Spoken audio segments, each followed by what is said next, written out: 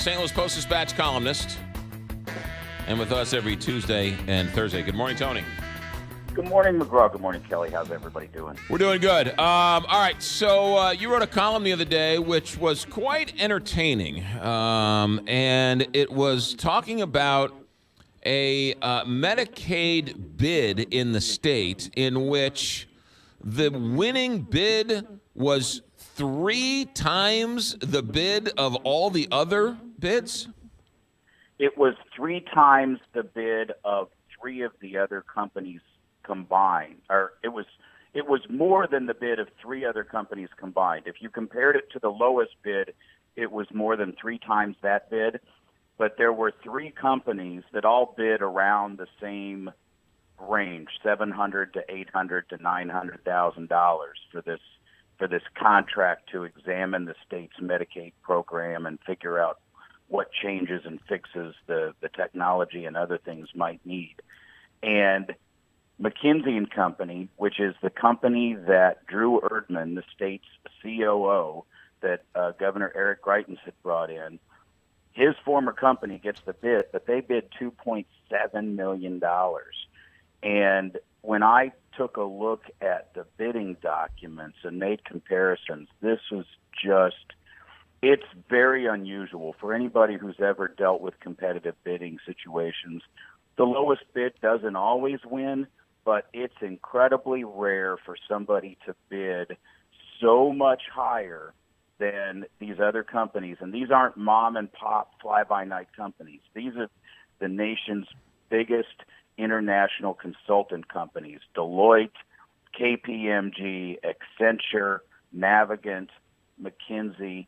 And the state went with the insider, the company connected to its former COO, at $2.7 million. They could have hired 3 companies for $2.7 million and put the thing together.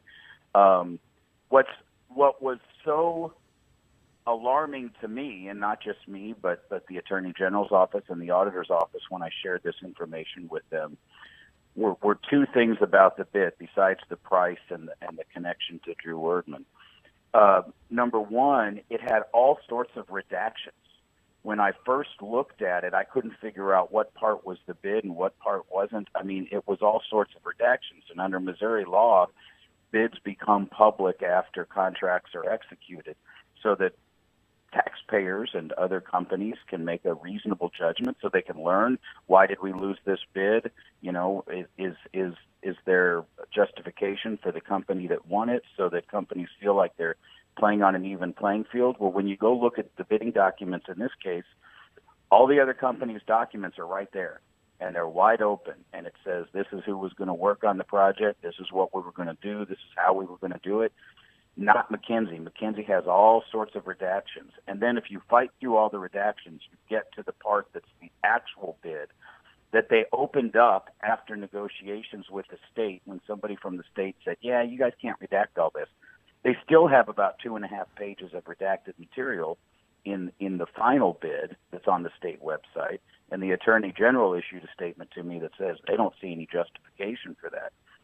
The second part beyond the redaction, third part beyond the redaction and the price, is the fact that there's one section of grading that just raises a huge red flag. McKinsey gets perfect scores. And not only do they get perfect scores, they have a copied and pasted comment section in which the exact same words are used on 3 or 4 of the different categories where McKinsey got perfect scores.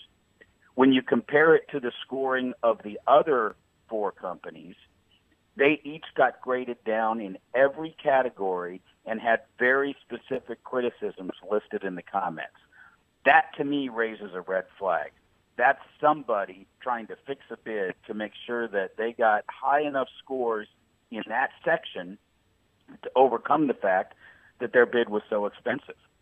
And so I wrote about this, and yesterday Democrats responded in the House and called for Governor Parson to reopen this bidding process and get rid of the chief operating officer position, which the state has never had before. All right, explain, Tony, for a second, who this Drew Erdman is. Where does this chief operating officer come from? What is that? Well, it's a made-up position that the governor brought in. So the state already has a chief operating officer. It's the head of the Office of Administration. Under Missouri's government system, the head of the Office of Administration, which is an appointed position and then has a variety of staff members under them, is the person that operates state government. That's the way it's always been. They deal with the bidding, they deal with the budget, they deal with contracts, and that person and the people under them are, for all practical purposes, the chief operating officer for the state. Well, Governor Greitens campaigned on the fact that state government's inefficient, so what he's going to do is add a position of $130,000, brings in his buddy Drew Erdman from McKinsey and Company, and he's supposed to be making the state more efficient. I'm not sure what's more efficient when you're passing out bids to your former company that are 3 times what looks like a pretty reasonable bid from another major international consulting company. So it doesn't necessarily look more efficient to me. And Democrats issued a statement yesterday saying that they find this position unnecessary. They find the same questions with the awarding of that bid contract that I did. And one of the other companies has now filed a protest against the bid, saying that basically finding the same criticisms I did. It just doesn't look good. Just so we understand this, Drew Erdman used to work for McKinsey and Company. He leaves that company, is hired by Eric Greitens for $130,000 a year, and then in one of the first things he does, he picks a contract, and he ends up choosing his old company, McKinsey and Company, for a $2.7 million bid when the other bids were right around $750,000 to $900,000. Correct. And there's more. There's more. When the bid was initially sent out, published in December, the price was 40% of the rating. You know, so when you bid on something, you get rated on price, you get rated on personnel, you get rated on methodology, history, all of those things. Price was 40% when it got issued in December. They brought it back. They canceled the bid, and then they reissued the bid in April. And what the Office of Administration tells me is, we've changed the way we're doing things. Cost doesn't matter that much anymore. We just want the best. So on the new bid that was issued in April, cost was only 15% of the bid, and they rated the company higher on all sorts of other things. Now, if that's the standard, Missouri, a very, very low tax state in which its elected officials are constantly talking about cutting taxes and cutting costs, and this is a bid to allegedly root out waste, fraud, and abuse. If that's their story, then I guess that's fine, and state lawmakers will now have to deal with that in the budget system, that the Office of Administration says cost doesn't matter on bids anymore, because that's the story that they're sticking to justify this bid. And I would suggest it's likely that this one at least gets looked at very carefully by some other folks in government. Any word from the new governor's office on this?